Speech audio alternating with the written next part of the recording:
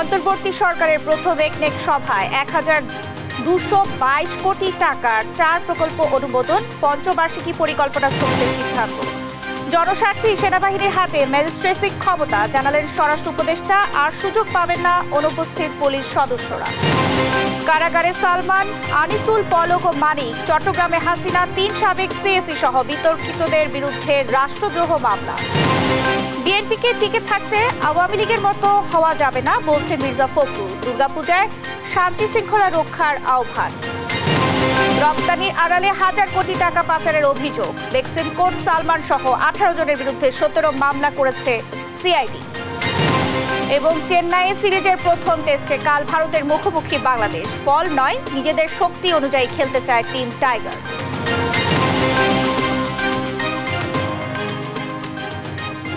সংবাদ সন্ধ্যায় দেখছিলেন একেএস টিভি বার সংবাদ শিরোনাম। সঙ্গে আছি আমি শারমিন নাসি। এবারে থাকছে বিস্তারিত।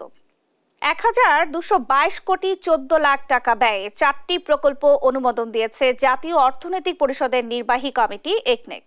একনেক চেয়ারপারসন প্রধান উপদেষ্টা ডক্টর মোহাম্মদ ইউনূসের সভাপতিত্বে তার কার্যালয়ে বসে অন্তর্বর্তী সরকারের প্রথম একনেক সভা। বৈঠক শেষে এনইসি সম্মেলন কক্ষে এইসব তথ্য জানান পরিকল্পনা উপদেষ্টা ডক্টর ওয়াহিদ উদ্দিন মাহমুদ। জানান, পঞ্চবার্ষিক পরিকল্পনা স্থগিতের সিদ্ধান্ত নিয়েছে সরকার। শামীমা আক্তারের প্রতিবেদন। অন্তর্বর্তী সরকারের প্রধান উপদেষ্টা ও একনেক চেয়ারপারসন ডক্টর মোহাম্মদ ইউনূসের সভাপতিত্বে তার কার্যালয়ে বসে অন্তর্বর্তী সরকারের প্রথম একনেক সভা। রীতি অনুযায়ী সবসময় একনেক সভা পরিকল্পনা কমিশনের এনইসি সম্মেলন কক্ষে অনুষ্ঠিত হলেও এবার তা পরিবর্তিত হয়েছে। প্রথমবারের মতো তেজগাঁয়ে প্রধান উপদেষ্টা কার্যালয়ে একনেকের বৈঠক হলো। বৈঠক শেষে বিকেলে শেরেবাংলা নগরের এনইসি সম্মেলন কক্ষে সংবাদ সম্মেলনে আসেন পরিকল্পনা ও শিক্ষা উপদেষ্টা ওয়াহিদ উদ্দিন মাহমুদ। জানান, 4 প্রকল্পের অনুমোদন করেছে অন্তর্বর্তী সরকার। বাস্তবায়নের মোট ব্যয় ও অর্থের উৎস তুলে ধরেন তিনি। আজকের একটা প্রকল্প হলো বাখরাবাদ মেঘনাঘাট হরিপুর গ্যাস সঞ্চালন পাইপলাইন নির্মাণ শীর্ষক প্রকল্প। এটা হলো একটা সংশোধিত প্রকল্প।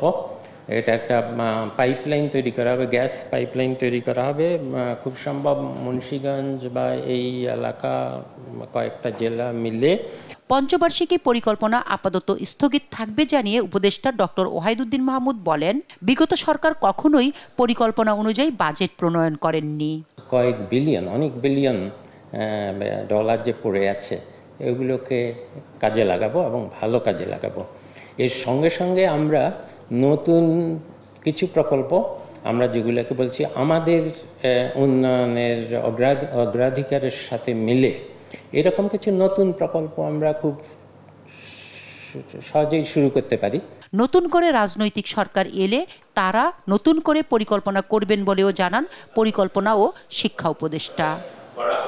শামীমা আক্তার, দেশ টিভি, ঢাকা। যেসব পুলিশ এখনো কাজে যোগ দেননি তাদের আর সুযোগ দেওয়া হবে না বলে জানিয়েছেন স্বরাষ্ট্র উপদেষ্টা জাহাঙ্গীর আলম চৌধুরী। গাজীপুরে আনসার বিডিপি একাডেমিতে প্রশিক্ষণ সমাপনী কুচকাওয়াজে অংশ নিয়ে এ কথা বলেন তিনি। জনস্বার্থে সেনাবাহিনীকে ম্যাজিস্ট্রেসি ক্ষমতা দেওয়া হয়েছে বলেও জানান উপদেষ্টা। এদিকে জনপ্রশাসন সচিব জানিয়েছেন, আইন মেনে নির্দিষ্ট অধিক্ষেত্র ও সময়ের জন্য এ সিদ্ধান্ত নেওয়া হয়েছে। সহকর্মীদের সহায়তায় টুম্পা আফরোজের রিপোর্ট।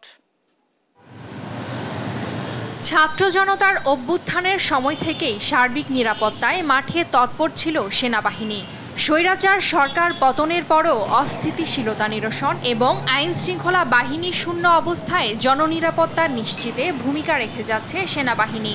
এমন পরিস্থিতিতে মঙ্গলবার জনস্বার্থে সুনির্দিষ্ট অধিক্ষেত্র ও সময়কালে তাদের বিচারিক ক্ষমতা দিয়ে প্রজ্ঞাপন জারি করে সরকার। বুধবার জনপ্রশাসন সচিব জানান, পুরো বিষয়টি আইন শৃঙ্খলা প্রক্রিয়ার সঙ্গে সম্পৃক্ত। এতে মানুষ আরো নিরাপদ বোধ করবে। আরো যাতে জনবান্ধব পরিবেশে মানুষ চলাচল করতে পারে, সিকিউর ফিল করে, মানুষের মধ্যে যেন আস্থা থাকে। আমাদের বিভিন্ন বাহিনী কাজ করে না, তো এটা আরেক বাহিনীকে বিধি মোতাবেকই তাদেরকে এই ক্ষমতা দেওয়া হয়েছে। এদিকে স্বরাষ্ট্র উপদেষ্টা জানান, জনস্বার্থেই সেনাবাহিনীর হাতে ম্যাজিস্ট্রেসি ক্ষমতা দেওয়া হয়েছে। বিভিন্ন বাহিনীর শূন্যতা পূরণেও কাজ করবে তারা। সেনাবাহিনী অনেক দিন যাবতই কিন্তু মাঠে আছে, মানে তাদের তো একটা ক্ষমতার ভিতরে কাজ করতে হবে, প্লাস আমাদের অন্যান্য বাহিনী তো কিছু স্বল্পতা রয়ে গেছে, এটা পূরণ করার জন্য তো সেনাবাহিনী আমরা আনিছি। যেমন এই যে ম্যাজিস্ট্রিয়াল পাওয়ারটা, এইটার সুবিধাটা ভোগ করবে বাংলার জনগণ। এখনো 187 পুলিশ সদস্য কর্মস্থলে অনুপস্থিত জানিয়ে স্বরাষ্ট্র উপদেষ্টা বলেন, তারা অপরাধে জড়িত, তাদের আর কোনো সুযোগ দেয়া হবে না। এখনো জয়েন করে নাই, তাদের আর জয়েন করতে দেওয়া হবে না এবং তাদের ক্ষেত্রে ডিসিপ্লিনারি অ্যাকশন নেওয়া হবে। তাদের থেকে কোনো ধরনের তাদের মাফ করা হবে না। তারা হয়তো এর ভিতরে কিছু কিছু আছে, তারা বিভিন্ন অপকর্মের সাথে জড়িত, এই জন্যই তারা জয়েন করে নেয়। এর আগে গাজীপুরে আনসার ভিডিপি একাডেমিতে আনসার ও গ্রাম প্রতিরক্ষা বাহিনীর 40তম বিসিএস ক্যাডার কর্মকর্তা ও 25তম ব্যাচ রিক্রুট সিপাহীদের প্রশিক্ষণ সমাপনী কুচকাওয়াজে অংশ নেন স্বরাষ্ট্র উপদেষ্টা। দেশে উদ্ভূত পরিস্থিতিতে আনসার সদস্যদের ভূমিকার প্রশংসা করেন তিনি। জীবনের ঝুঁকি নিয়ে দেশের আইন শৃঙ্খলা রক্ষা। নিউজ ডেস্ক, দেশ টিভি। সালমান এফ রহমান, আনিসুল হক, জুনায়েদ আহমেদ পলক, সাবেক বিচারপতি শামসুদ্দিন চৌধুরী মানিক, সাবেক আইজিপি আব্দুল্লাহ আল মামুনকে নতুন মামলায় গ্রেফতার দেখানো হয়েছে। আসামিদের আইনজীবী জামিন চেয়ে আবেদন করলে তা নামঞ্জুর করে কারাগারে পাঠানোর নির্দেশ দেন আদালত। বুধবার বিচারপতি মোহাম্মদ জাকি আল ফারাবির আদালত এই নির্দেশ দেন। ফজলে আদিত্যকে সঙ্গে নিয়ে মাহমুদ হাসানের প্রতিবেদন।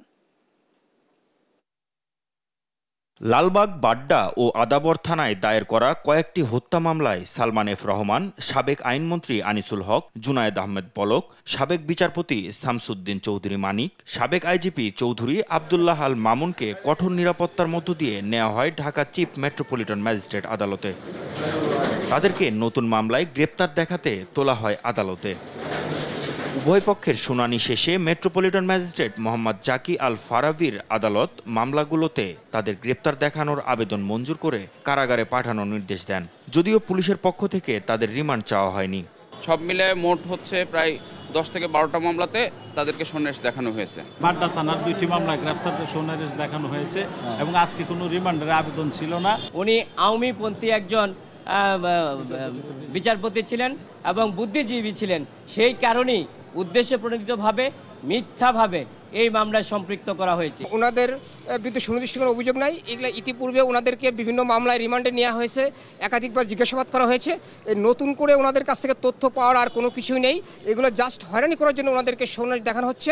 এর আগেও কয়েকটি মামলায় রিমান্ডে ছিলেন সালমান এফ রহমান, আনিসুল হক, জুনায়েদ আহমেদ পলক এবং সাবেক আইজিপি চৌধুরী আব্দুল্লাহ আল মামুন। তবে প্রথমবারের মতো ঢাকার আদালতে তোলা হয় সাবেক বিচারপতি শামসুদ্দিন চৌধুরী মানিককে। মাহমুদ হাসান, দেশ টিভি, ঢাকা। অবৈধ নির্বাচনের আয়োজন করায় সাবেক 3 প্রধান নির্বাচন কমিশনার ও সাবেক প্রধানমন্ত্রী শেখ হাসিনা সহ 18 জনের নাম উল্লেখ করে চট্টগ্রাম মেট্রোপলিটন ম্যাজিস্ট্রেট আদালতে রাষ্ট্রদ্রোহের মামলা হয়েছে।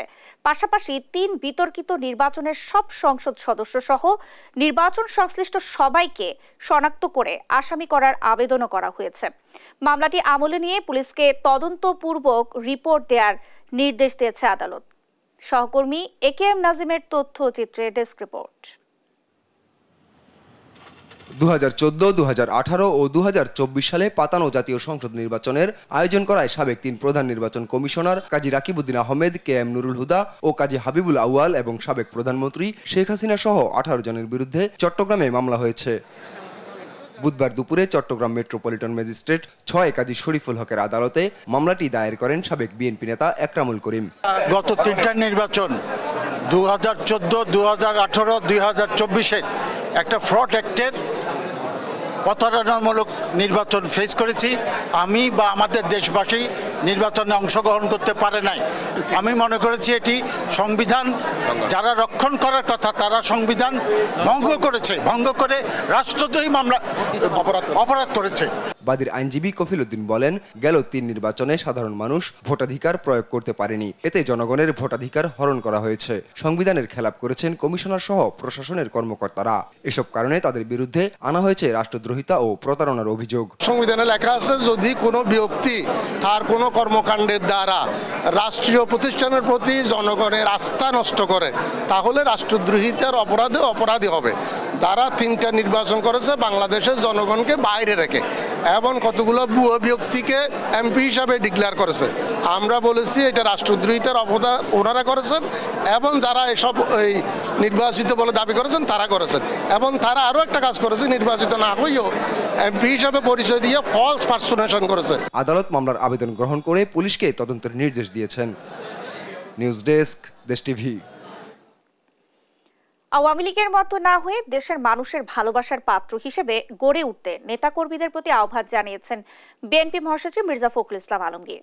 আসছে পূজায় হিন্দু সম্প্রদায়কে নিয়ে কোনো অঘটন যাতে না ঘটে সেদিকে সজাগ থাকার আহ্বানও জানান তিনি। এদিকে স্বৈরাচারের পতন কেবল 2-1 দিনের নয়, বরং দীর্ঘ লড়াই সংগ্রামের ফসল বলে আবারও দাবি করেছেন দলটির স্থায়ী কমিটির সদস্য নজরুল ইসলাম খান। সাইফুল রিপনের প্রতিবেদন। বুধবার ঢাকা রিপোর্টার্স ইউনিটিতে রক্তে ভেজা গণ অভ্যুত্থান গণ আকাঙ্ক্ষার বাংলাদেশ শীর্ষক আলোচনা সভার আয়োজন করে বাংলাদেশের বিপ্লবী ওয়ার্কার্স পার্টি। মনে রাখতে হবে আরো দীর্ঘ পথ আমাদেরকে পাড়ি দিতে হবে। অন্তর্বর্তী সরকারের ভেতর অস্থিতিশীলতা ও সমন্বয়হীনতা দেখা যাচ্ছে উল্লেখ করে বক্তারা বলেন, উপদেষ্টাদের আরো দায়িত্বশীল হতে হবে। অন্তর্বর্তী সরকারের থেকে, তার বাতাবরণে থেকে রাষ্ট্রীয় প্রত্যক্ষ বা পরোক্ষ কোনো বাতাবরণ, কোনো সুযোগ সুবিধা নিয়ে রাজনৈতিক দল বা প্ল্যাটফর্ম করবার কোনো সুযোগ নেই। নাই কেন? কারণ অন্তর্বর্তী সরকারকে ভবিষ্যতে তাদের অধীনে একটা বিশ্বাসযোগ্য জাতীয় নির্বাচন তাদেরকে নিশ্চিত করতে হবে। বিএনপির স্থায়ী কমিটির সদস্য নজরুল ইসলাম খান বলেন, ছাত্র জনতার ব্যানারে যে লড়াই হয়েছে তাতে সব শ্রেণী পেশার মানুষের অংশগ্রহণ ছিল, তাই সবার অবদানকেই স্বীকৃতি দিতে হবে। এই লড়াইয়ে যারা জীবন দিলেন তাদের পাশাপাশি যারা গত 15-16 বছর ধরে গুম হয়েছে, খুন হয়েছে, লক্ষ লক্ষ মানুষ মামলার শিকার হয়েছে, গায়েবী মামলার শিকার হয়েছে, নানাভাবে নিগৃহীত হয়েছে, নানাভাবে অত্যাচারিত হয়েছে, এরা সবাই এই আন্দোলনেরই অংশ। এদিকে সম্প্রীতি ও গণতন্ত্র রক্ষায় পতিত ফ্যাসিস্ট সরকার ও তার দোসরদের বিচারের দাবিতে ঠাকুরগাঁওয়ের হরিপুরে আয়োজিত সমাবেশে অংশ নেন বিএনপি মহাসচিব। দলীয় নেতাকর্মীদের জনগণের প্রিয় হয়ে ওঠার আহ্বান জানিয়ে তিনি বলেন, সংখ্যালঘু সম্প্রদায় দেশের আমানত। আওয়ামী লীগের মধ্যে শুরু করি তাহলে আমরা টিকতে পারবো? আপনারা নিজেদেরকে মানুষের কাছে প্রিয় বানান, ভালোবাসার পাত্র করে তৈরি করেন, কারো উপর অন্যায় অত্যাচার নির্যাতন করবেন না। আমানতকে আমাদের রক্ষা করতে হবে। তাদের পূজা আসছে, সেই পূজা যেন শান্তি রক্ষা হয়, কোথাও যেন কোনো রকম অঘটন না ঘটে। অন্যায় অপকর্মের জন্যই আওয়ামী লীগ নেতাদের দেশ ছেড়ে পালাতে হয়েছে বলে দাবি করেন মির্জা ফখরুল। বলেন, দেশের ওপর ভারত কোনো অবিচার করলে তার প্রতিবাদ করবে বিএনপি। আপনাকে ভারতে পালাতে হয়েছে কেন? আপনি এই দেশের মানুষের বিরুদ্ধে, বাংলাদেশের বিরুদ্ধে আপনি কাজ করছেন। আমাদের লোকজনকে গুলি করে মেরে দেয় সীমান্তে। আমরা ভালোভাবে থাকতে চাই, তাদের সঙ্গে সৎ প্রতিবেশী হিসাবে থাকতে চাই, কিন্তু আমাদের উপরে যদি কোনো অন্যায় অত্যাচার হয় তার প্রতিবাদ আমরা জানাবো। জনগণের পছন্দের প্রতিনিধি নির্বাচনে সুষ্ঠু ভোট আয়োজনে অন্তর্বর্তী সরকারকে প্রয়োজনীয় সময় দিতে হবে বলেও মন্তব্য করেন বিএনপি মহাসচিব। সাইফুল রিপন, দেশ টিভি, ঢাকা। রপ্তানি বাণিজ্যের আড়ালে মানি লন্ডারিং এর মাধ্যমে প্রায় 1000 কোটি টাকা পাচারের অভিযোগে বেক্সিমকো গ্রুপের কর্ণধার সালমান এফ রহমান সহ 28 ব্যক্তির বিরুদ্ধে 17টি মামলা করেছে অপরাধ তদন্ত বিভাগ সিআইডি। বুধবার মতিঝিল থানায় এই মামলা করে সিআইডি। এক সংবাদ বিজ্ঞপ্তিতে এ তথ্য জানানো হয়। জানা গেছে, মানি লন্ডারিং প্রতিরোধ আইনে পরিচালিত সিআইডির অনুসন্ধানে বেক্সিমকো গ্রুপের কর্ণধার সালমান এফ রহমান এবং তার ভাই বেক্সিমকো গ্রুপের চেয়ারম্যান এএসএফ রহমানের বেক্সিমকো গ্রুপের 17টি প্রতিষ্ঠান 2021 সাল থেকে 2022 সাল পর্যন্ত বিভিন্ন সময়ে জনতা ব্যাংক থেকে 93টি এলসির বিপরীতে পণ্য রপ্তানি করে, কিন্তু নির্ধারিত সময় অতিবাহিত হওয়ার পরও রপ্তানি মূল্য প্রায় $83 মিলিয়ন বাংলাদেশে না এনে বিদেশে পাচারের প্রাথমিক সত্যতা পাওয়া গেছে। ওরিয়ন গ্রুপের কর্ণধার ওবায়দুল করিমের ব্যাংক হিসাব জব্দ করা হয়েছে। একই সঙ্গে তার স্ত্রী সন্তান সহ 6 জন ও তাদের স্বার্থ সংশ্লিষ্ট ব্যবসা প্রতিষ্ঠানের ব্যাংক হিসাবও স্থগিত রাখতে বলা হয়েছে। বুধবার বাংলাদেশ ব্যাংকের আর্থিক গোয়েন্দা সংস্থা Bangladesh financial intelligence unit BFIU দেশে ব্যাংক ও আর্থিক প্রতিষ্ঠানের কাছে এই সংক্রান্ত নির্দেশনা পাঠিয়ে অ্যাকাউন্ট জব্দ করতে বলেছে। হিসাব জব্দ করাতে ব্যক্তিগত ও ব্যবসায়িক অ্যাকাউন্টের মাধ্যমে সব লেনদেন বন্ধ থাকবে। আগামী 30 দিন এসব হিসাবে কোনো ধরনের লেনদেন করতে পারবে না। প্রয়োজনে লেনদেন স্থগিত করার এ সময় বাড়ানো হবে বলে জানায় BFIU।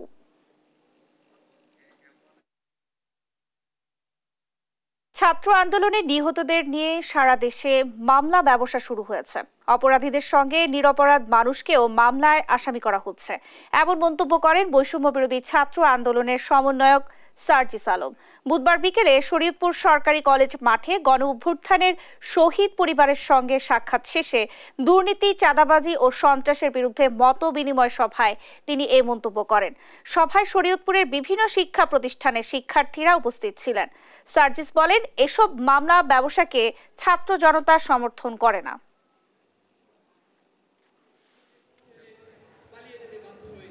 পুরো বাংলাদেশে একটি মামলা ব্যবসা শুরু হয়েছে, যেই ব্যবসাতে আমরা দেখতে পাই অসংখ্য অপরাধীকে যেমন সেই মামলায় আসামি হিসেবে রাখা হয়, কিছু কিছু নিরপরাধ মানুষকেও ওই মামলায় নামটি দেওয়া হয়।